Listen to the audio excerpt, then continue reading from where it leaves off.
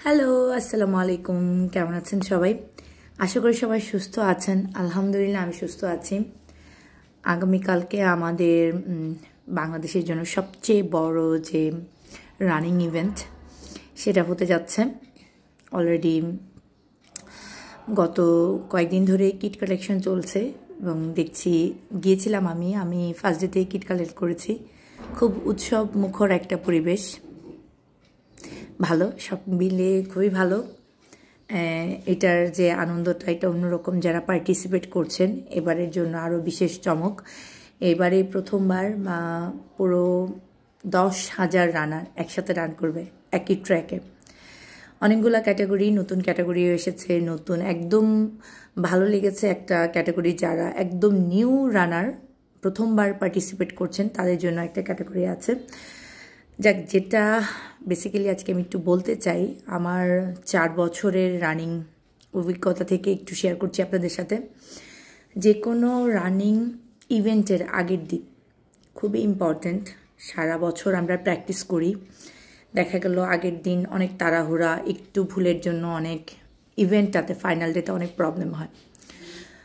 একটু বড় হতে যাচ্ছে ভিডিওটা, তারপর আমার মনে হয় আপনাদের জন্য হেল্প হবে যদি আপনারা একটু মনোযোগ দিয়ে এটা শুনেন বা দেখেন।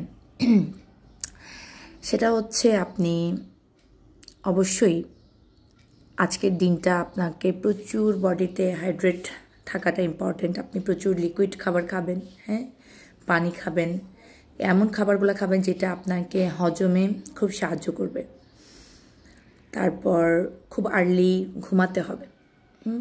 চেষ্টা করবেন 10টার মধ্যে অবশ্যই যাতে আপনি ঘুমিয়ে পড়েন। আর কালকের যারা ইভেন্ট করছেন তাদের জন্য একটু আর্লি ঘুমাতে হবে, কারণ আপনাকে রিপোর্টিং টাইমে দেওয়া হয়েছে 4টা থেকে 4:30। তো এত আর্লি যদি আপনাকে একটা স্পটে আসতে হয়, তার মানে আপনাকে কিন্তু অনেক আগেই উঠতে হচ্ছে। দেখা গেলো 2টার সময় উঠতে হবে। আপনি কত কাছাকাছি ওই রানিং স্পটের কাছাকাছি থাকতে পারছেন সেটার উপর নির্ভর করছে আপনি ঠিক ওই টাইমের মধ্যে আসতে পারবেন কিনা। আর অবশ্যই আপনার যে লাস্ট ফুডটা থাকবে এইটা বিফোর 8 PM, কারণ আপনার 8টার পর যদি আপনি খান তাহলে আপনার খাবারটা হজম হতে অনেক সময় লেগে যাবে। সেটা আপনার জন্য খুব ক্ষতিকর হবে, কারণ আপনার রানিং সময়ে আপনার বডিটা অনেক হেভি ওয়েট থাকবে। সো আপনি যদি 2টার সময় ওঠেন, দেখা গেল নিজের অনেক পার্সোনাল কাজ থাকে, নিজেকে ক্লিন আপ করা, হ্যাঁ, কারণ প্রপারলি আপনি যদি নিজেকে ফিটনেসটা ঠিক রাখতে না পারেন ওই দিন, হ্যাঁ, কারণ আপনাকে কিছু ওয়ার্ম আপও করতে হবে, আপনার টয়লেট ক্লিয়ার হচ্ছে কিনা, এইসব জিনিসগুলো আপনাকে সব খেয়াল রাখতে হবে। তো আগের দিন আপনাকে মনে রাখতে হবে, আগের দিন আপনার খাবারটা এমন হওয়া উচিত যাতে আপনার বডি কোনো হেভি না হয়ে যায়, আর আপনি রানিং ট্র্যাকে নিজেকে জানি একদম হেলদি অবস্থায় রাখতে পারেন। নর্মালি প্রত্যেকটা স্টেশনেই মানে যেখানে হাইড্রেট পয়েন্টগুলো থাকবে সেখানে কিছু না কিছু ফুড থাকেই, হ্যাঁ, পানি থাকে, স্যালাইন থাকে, শরবত থাকে, খেজুর থাকে, কলা থাকে, অনেক রকম ফ্রুটস থাকে। সেটা থাকবে সবার জন্যই, কিন্তু আপনি জানেন আপনার বডিতে কোনটা প্রয়োজন। হ্যাঁ, আমার মনে আছে আমি একটা ইভেন্টে অরেঞ্জ খাওয়ার পর আমার জন্য খারাপ হয়েছিল, আমার গ্যাস্ট্রিকের প্রবলেম হয়েছিল। সো আপনার কোন ফুডে অ্যালার্জি, কোনটাতে কি প্রবলেম হতে পারে এটা কিন্তু অর্গানাইজার জানে না। সো আপনার যেটা প্রয়োজন, যেটা আপনার পার্সোনাল নিডস, সেটা আপনি ক্যারি করার চেষ্টা করবেন।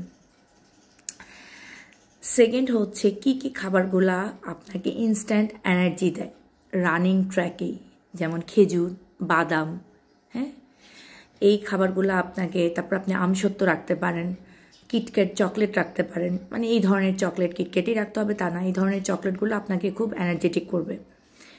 যারা লং ডিস্টেন্স করবেন তাদের জন্য কিন্তু রানিং শ্যুটা খুবই ইম্পর্ট্যান্ট। একটু বেটার কোয়ালিটির শ্যু অফকোর্স পরতে হবে, এবং যারা 21 এবং 42 করবেন তাদের রানিং শক্স মোজাটা একটু মোটা রাখতে হবে, হ্যাঁ।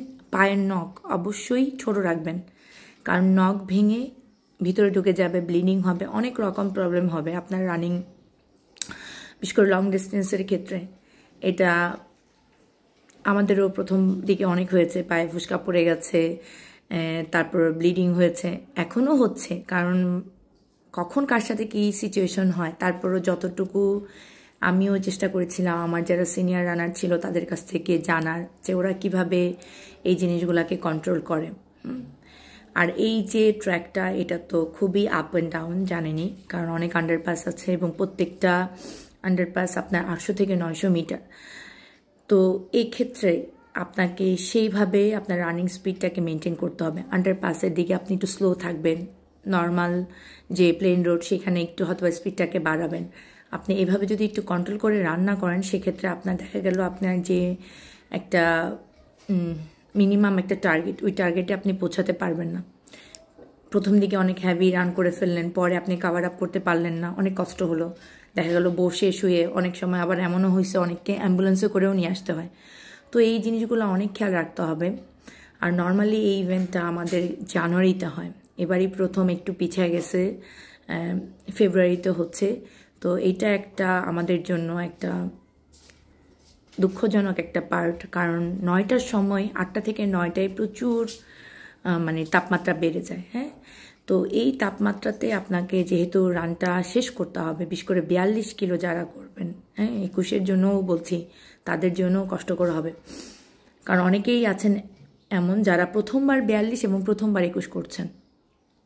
সো প্লিজ এই ক্ষেত্রে আপনারা একটু নিজেকে কন্ট্রোল করে রান করবেন যাতে আপনি ফিনিশ করতে পারেন সুস্থভাবে।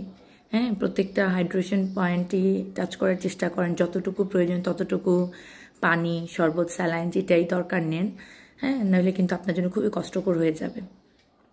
সবার জন্য অনেক অনেক শুভকামনা, সবাই ভালো থাকবেন, সুস্থ থাকবেন, আমার জন্য দোয়া রাখবেন। আল্লাহ হাফেজ, আসসালামু আলাইকুম।